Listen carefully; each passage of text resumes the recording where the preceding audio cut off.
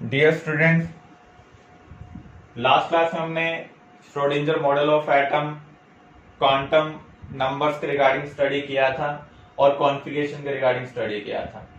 अब हम टॉपिक को फर्दर एक्सटेंड कर रहे हैं, वेव फंक्शंस ऑफ ऑर्बिटल्स।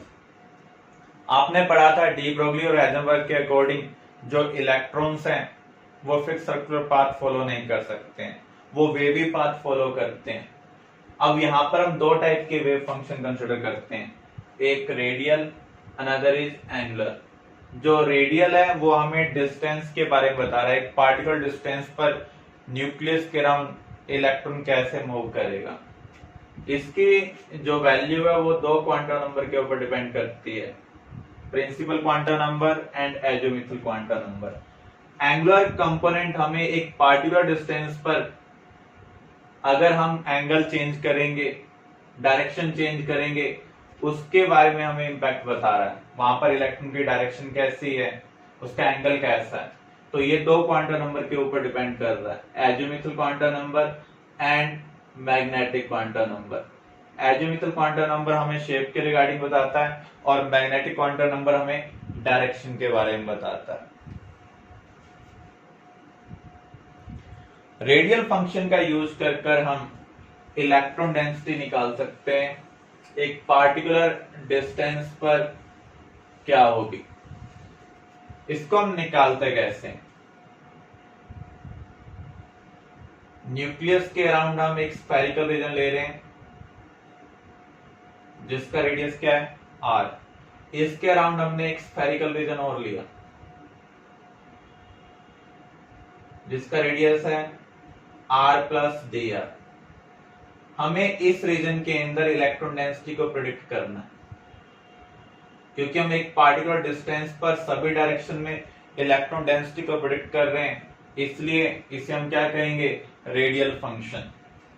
तो यहां पर अगर हमें इलेक्ट्रॉन डेंसिटी निकालनी है उसको हम रेडियल फंक्शन के साथ मल्टीप्लाई कर देंगे, that is radial probability function.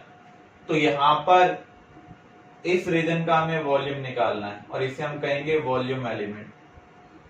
Sphere का वॉल्यूम क्या होता है, 4/3 पाई आर क्यूब। आउटर स्फीयर का जो रेडियस है वो क्या है, r प्लस डी आर।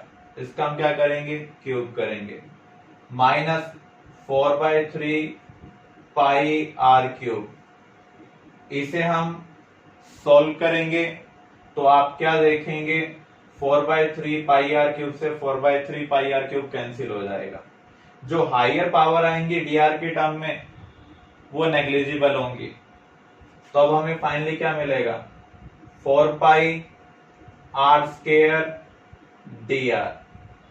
बाकी जो भी डी आर की हायर पावर है वो क्या है, नेग्लिजिबल है, तो उन्हें हम नेग्लेक्ट कर रहे हैं। इसको हम रेडियल वेव फंक्शन के साथ मल्टीप्लाई कर देंगे, जिसे हम पहले साई बोल रहे थे, यहां पर हमने उसको r से रिप्रेजेंट किया हुआ है। साई स्क्वायर हमें इलेक्ट्रॉन डेंसिटी के बारे में बताता है, तो यहां पर जो r स्क्वायर है वो भी हमें किस चीज के बारे में बता रहा है, इलेक्ट्रॉन डेंसिटी के बारे में बता रहा है। तो अगर हम इसको वॉल्यूम एलिमेंट के साथ मल्टीप्लाई करेंगे, जिसको हम इस तरीके से लिख सकते हैं, इसे हम कहेंगे प्रोबेबिलिटी फंक्शन। ये हमें बताएगा एक पार्टिकुलर डिस्टेंस पर इलेक्ट्रॉन मिलने की पॉसिबिलिटी कितनी ज्यादा है। अगर किसी पॉइंट पर 0 होगी तो उसे हम क्या कहेंगे, वो नोड है। इस टाइप के नोड को हम क्या कहेंगे, रेडियल नोड। क्लियर।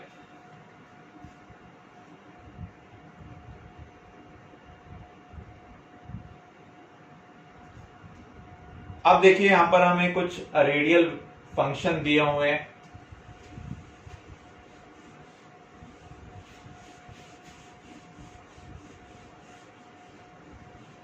देखो, एस की जो इलेक्ट्रॉन डेंसिटी होती है वो न्यूक्लियस के क्लोज ज्यादा होती है। एट न्यूक्लियस तो 0 होगी, लेकिन न्यूक्लियस के क्लोज, जैसे आपने पढ़ा था फर्स्ट ऑर्बिट का रेडियस क्या होता है, 0.529 एंगस्ट्रॉम। तो वहां तक इलेक्ट्रॉन डेंसिटी क्या होगी, 0 होगी। जैसे हम इस डिस्टेंस को अचीव करेंगे तो जो s इलेक्ट्रॉन है उसकी इलेक्ट्रॉन डेंसिटी मैक्सिमम होगी। जैसे जैसे हम न्यूक्लियस से फार अवे जा रहे हैं इलेक्ट्रॉन डेंसिटी क्या हो रही है, कम होती जा रही है। s के केस में चाहे आप इंफिनिटी डिस्टेंस तक क्यों ना चले जाएं, इलेक्ट्रॉन डेंसिटी जीरो नहीं होगी। अगर हम वेव फंक्शन की बात करें, यहां पर वेव फंक्शन के रिस्पेक्ट में कहा हुआ है, अगर हम इंफिनिटी डिस्टेंस तक मूव करते रहें, कोई भी ऐसा डिस्टेंस आपको नहीं मिलेगा जहां पर इलेक्ट्रॉन नहीं मिलेगा, वहां इलेक्ट्रॉन मिलने की कुछ ना कुछ पॉसिबिलिटी रहेगी।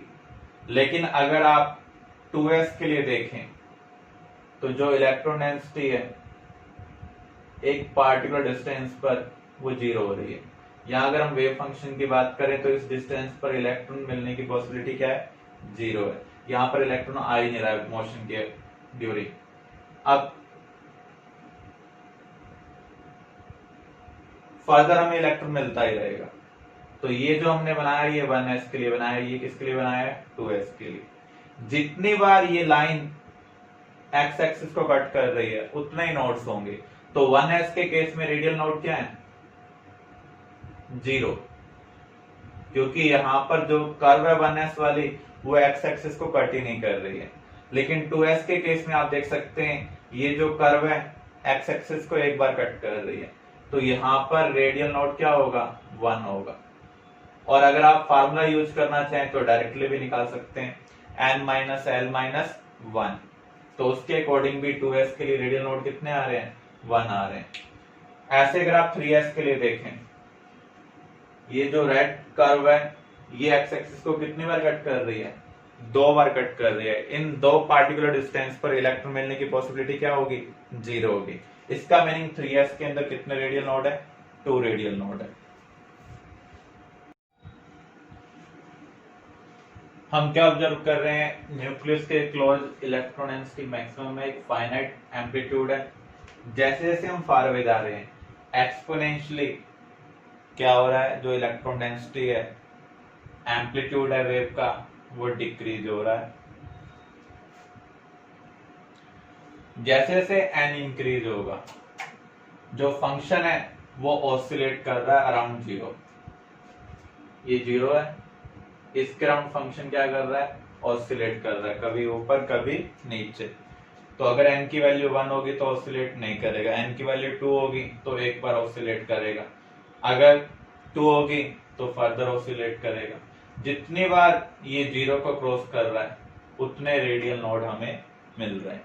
जिस पॉइंट पर ये जीरो के इक्वल होगा उतने ही क्या होंगे, रेडियल नोड होंगे। रेडियल नोड किसको रिप्रेजेंट करता है, जहां पर इलेक्ट्रॉन डेंसिटी क्या हो, जीरो, या फिर हम पॉजिटिव से नेगेटिव की तरफ आए, नेगेटिव से पॉजिटिव। और साइज स्क्वायर से हमें इलेक्ट्रॉन डेंसिटी के बारे में मिलेगा, जहां पर साइज स्क्वायर की वैल्यू जीरो होती है, प्रोबेबिलिटी की वैल्यू क्या हो, जीरो, तो उसे हम क्या कहेंगे, नोड कहेंगे। और रेडियल नोड निकालने की रिलेशनशिप हमने कवर की थी, n माइनस एल माइनस 1। अब हम p ऑर्बिटल के रिगार्डिंग कवर कर रहे हैं। p की शेप आपने कैसे स्टडी की थी,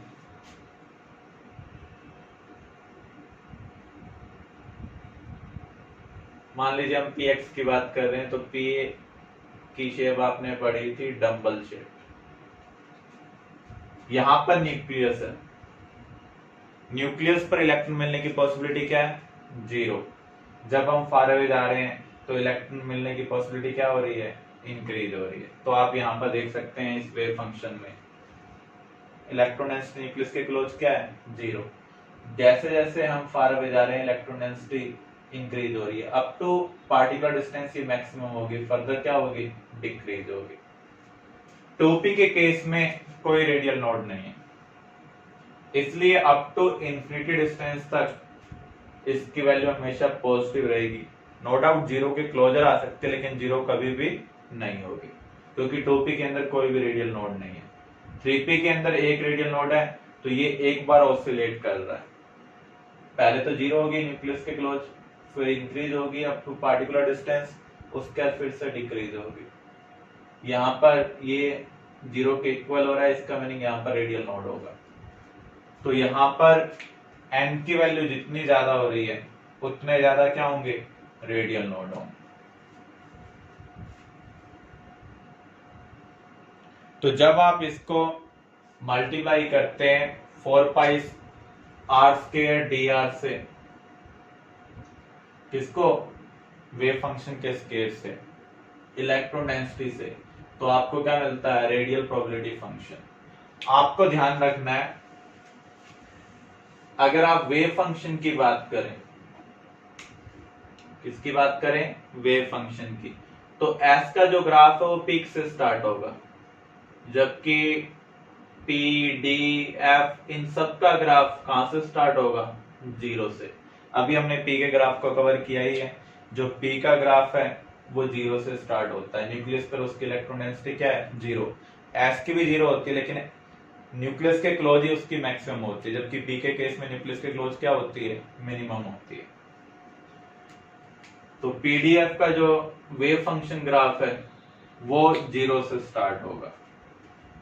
तो यहां पर ये जो हम कवर कर रहे हैं एस का कवर कर रहे हैं, तो आप देख सकते हैं अगर वेव फंक्शन एस के लिए पीक है तो वेव फंक्शन का स्केयर भी एस के लिए क्या होगा, पीक होगा।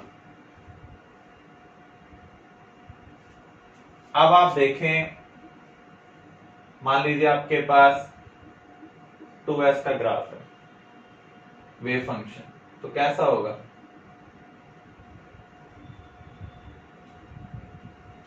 एक बार ऑसिलेट करेगा क्योंकि यहां पर रेडियल नोड प्रेजेंट है। इसका अगर हम स्केयर करें,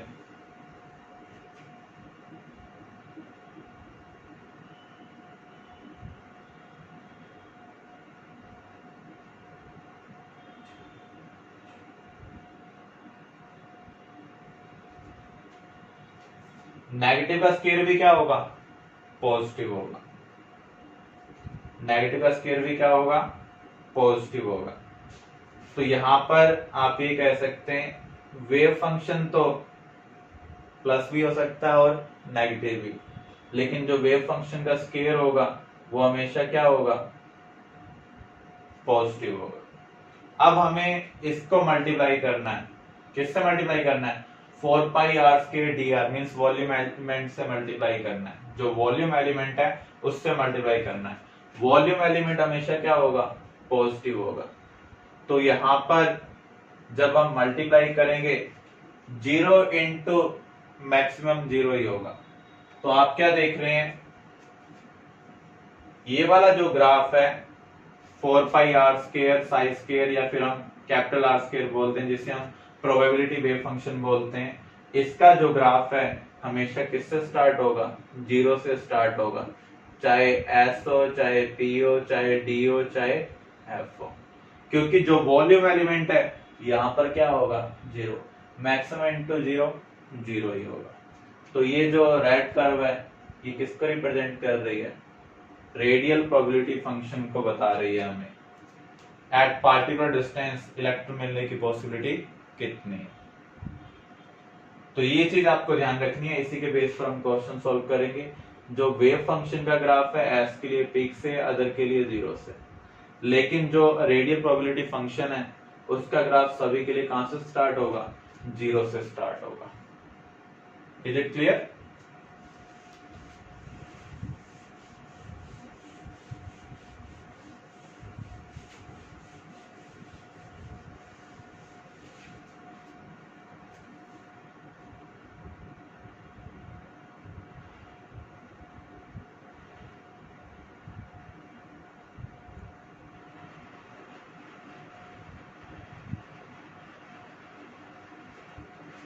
तो यहां पर ये रेडियल डिस्ट्रीब्यूशन फंक्शन है। आपको एक चीज और ध्यान रखनी है, जैसे जैसे हम न्यूक्लियस से फार अवे जाएंगे,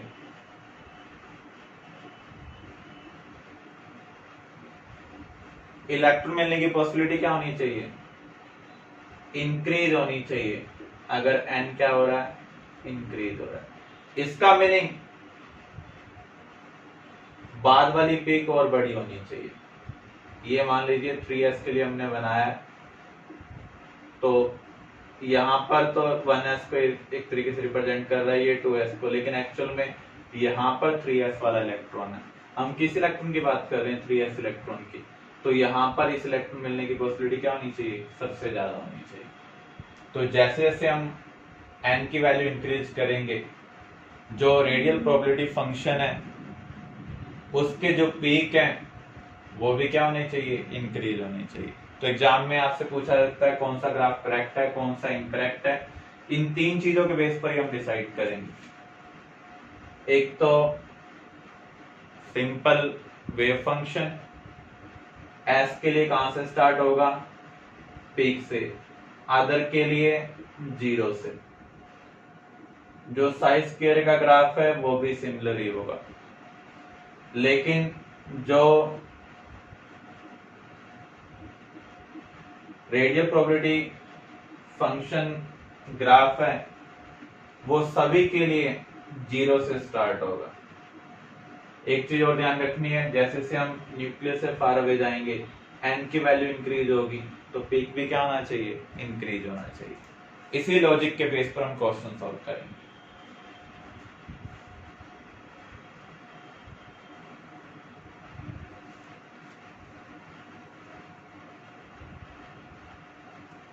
तो यहां पर आप देख भी सकते हैं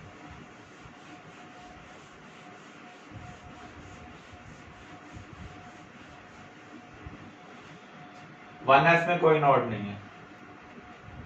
ये radial probability function distribution graph है, तो ये 0 से स्टार्ट हो रहा है, लेकिन ये टच नहीं कर रहा है, 0 के क्लोजर आ रहा है। आप गलत सोच सकते हैं यहाँ पर कोई नोड नहीं है, इसको आपको ये मान के चलना है ये टच नहीं कर रहा है, क्लोजर आ रहा है उसके। तो 1s में कोई नोड ही नहीं है।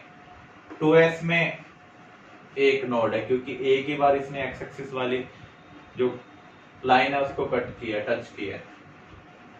अब यहाँ पर ये इसको टच नहीं कर रहा। आप देख रहे हैं पीक क्या हो रहा है? इंक्रीज हो रहा है। ऐसे ही 2p में आप देख सकते हैं कोई नोड ही नहीं है।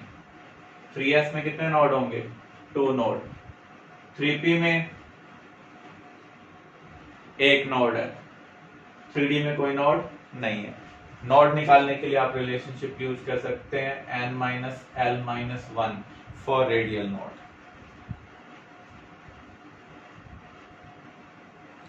यहां पर हम दोनों तरफ का डिस्ट्रीब्यूशन देख रहे हैं, +r और -r।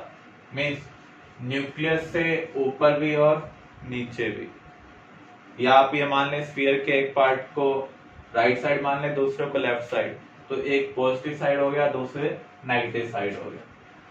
तो 1s के केस में न्यूक्लियस के क्लोज तो इलेक्ट्रॉन डेंसिटी ज्यादा होगी, लेकिन हम जब फार अवे जाएंगे तो ये क्या हो रही है? कम हो रही है। तो ये जो डॉट्स हैं जितनी ज्यादा डेंस होंगी उतनी ज्यादा इलेक्ट्रॉन डेंसिटी उसको रिप्रेजेंट कर रही है। 2s के लिए अगर हम देखें तो ये रीजन आप ध्यान से देखें, यहाँ पर डॉट्स प्रेजेंट ही नहीं है, एक स्फेरिकल नोड दिख रहा है, और स्फेरिकल नोड को हम क्या बोलते हैं? Radial node. ऐसे 3s में ऐसे 2 स्फेरिकल नोड नजर आएंगे आपको, एक ये, दूसरा ये, जहां पर नोड्स हमें दिखाई नहीं दे रहे हैं। तो यहाँ पर कितने रेडियल नोड्स हैं? 2। और ये हमने किसके बेस पर बनाए हैं? वेव फंक्शन के बेस पर। तो डायरेक्टली आप ये ध्यान रख सकते हैं एस के लिए हमेशा पीक से स्टार्ट होगा, चाहे साई का ग्राफ हो चाहे साई स्क्वायर का ग्राफ हो।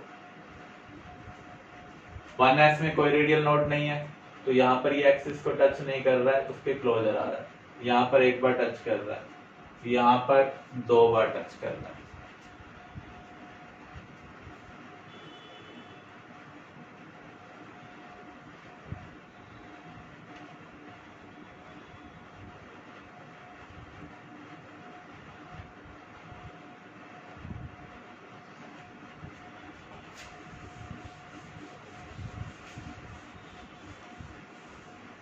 तो यहाँ पर हमने उसी को फिर से रिप्रेजेंट किया। 2s में एक स्फेरिकल रीजन है जहां पर इलेक्ट्रॉन मिलने की पॉसिबिलिटी क्या है? 0, दैट इज नोड। यहाँ पर ऐसे 2 स्फेरिकल रीजन है, इसलिए यहाँ पर 2 नोड है। अब एक चीज हमसे और पूछी जा सकती है, ऑर्बिटल एंगुलर मोमेंटम। इससे पहले आपने पढ़ा था orbit angular momentum, mvr equal to nh by 2 pi. ये क्या है, L into L plus 1 root bracket के बाहर है h बाय 2 पाई।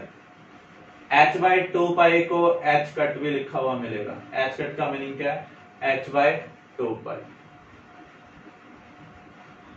तो अगर हम s के लिए देखें, ऑर्बिटल एंगुलर मोमेंटम क्या होगा, 0 होगा, क्योंकि l की वैल्यू क्या है, 0। अगर आप l की वैल्यू यहां पर 0 पुट करते हैं तो s के लिए जो l है वो 0 है, इसलिए ऑर्बिटल एंगुलर मोमेंटम भी क्या होगा, 0 होगा। p के लिए आप क्या पुट करेंगे, l 1। ऐसे ही एक होता है स्पिन एंगुलर मोमेंटम।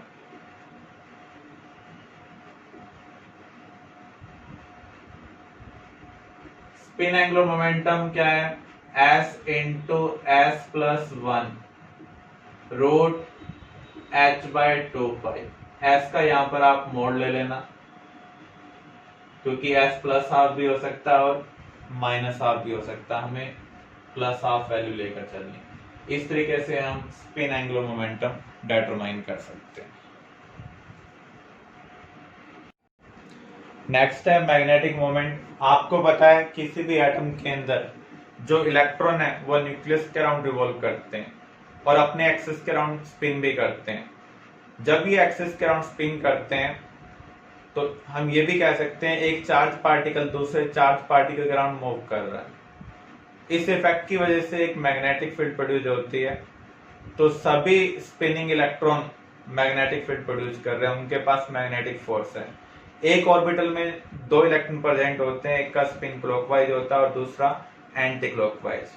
स्पिन की डायरेक्शन अलग होने की वजह से जो मैग्नेटिक फोर्स बन रहा है उसकी डायरेक्शन भी क्या होगी, अलग होगी। जब 2 इलेक्ट्रॉन एक ऑर्बिटल में प्रेजेंट होंगे तो उनका स्पिन अपोजिट होने की वजह से जो डायरेक्शन है वो अपोजिट है, तो रिजल्टेंट क्या आ जाएगा, 0 हो जाएगा। तो बहुत सारे इलेक्ट्रॉन किसी भी एटम के अंदर प्रेजेंट हो सकते हैं।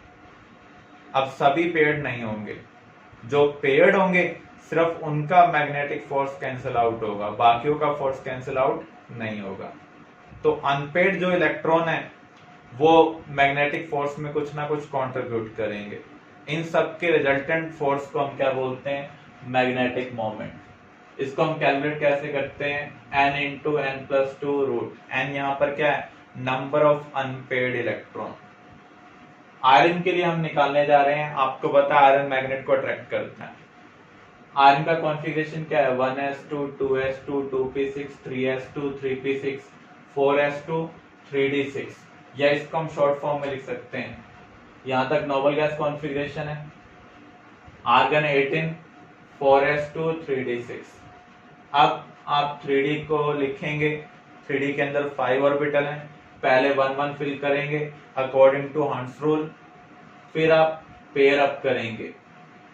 अब आप देख सकते हैं यहाँ पर कितने अनपेयर्ड इलेक्ट्रॉन है, 4 अनपेयर्ड इलेक्ट्रॉन है। तो यहाँ पर n की वैल्यू क्या हो गई, 4। n यहाँ पर ऑर्बिट नंबर नहीं है, n यहाँ पर क्या है, नंबर ऑफ अनपेयर्ड इलेक्ट्रॉन। हम n की वैल्यू पुट कर दें तो आपको क्या मिल रहा है, √24। इसकी यूनिट है बोहर मैग्नेटन। मैग्नेटिक प्रॉपर्टीज के बेस पर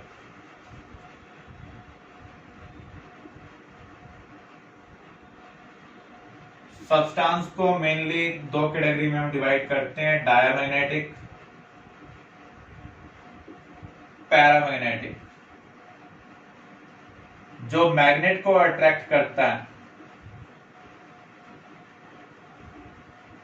उसे हम क्या कहेंगे, पैरामैग्नेटिक। किस लिए अट्रैक्ट करता है, due to presence of unpaired electrons. जब अनपेयर्ड इलेक्ट्रॉन प्रेजेंट होंगे तो इसके अंदर मैग्नेट बनेगा। एक मैग्नेट दूसरे मैग्नेट को क्या करता है, अट्रैक्ट करता है। डायमैग्नेटिक,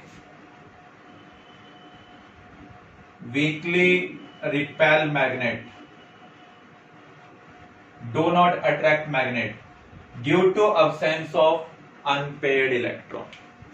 सब्सटेंस को हम मेनली दो कैटेगरीज में डिवाइड करते हैं on the basis of magnetic properties, diamagnetic and paramagnetic. जो मैग्नेट को अट्रैक्ट करेगा वो पैरामैग्नेटिक है, जो अट्रैक्ट नहीं करता है, स्लाइटली रिपेल करता है, वो क्या है, डायमैग्नेटिक। यहाँ पर अनपेड इलेक्ट्रॉन है, यहाँ पर कोई अनपेड इलेक्ट्रॉन नहीं। सोडियम क्लोराइड मैग्नेट को अट्रैक्ट नहीं करता है, क्या रीजन है? अगर आप दोनों का कॉन्फ़िगरेशन लिखें, ये भी फुली फिल्ड है और ये भी क्या है, फुली फिल्ड है।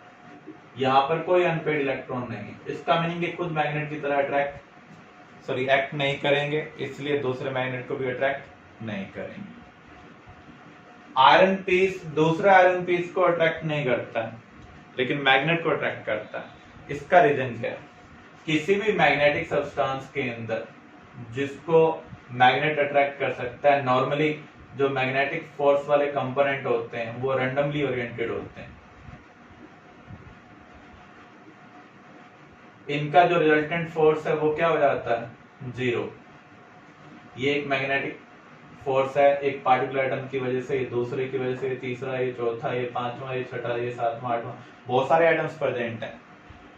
इनकी जो डायरेक्शन है वो अलग अलग है, मैग्नीट्यूड क्या है, सेम है। तो इनका जो रिजल्टेंट आएगा वो क्या आएगा, जीरो। इसलिए एक आयरन पीस दूसरे आयरन पीस को अट्रैक्ट नहीं कर रहा है, जबकि दोनों के पास अनपेड इलेक्ट्रॉन प्रेजेंट है। दोनों मैग्नेट की तरह बिहेव कर सकते हैं। क्लियर?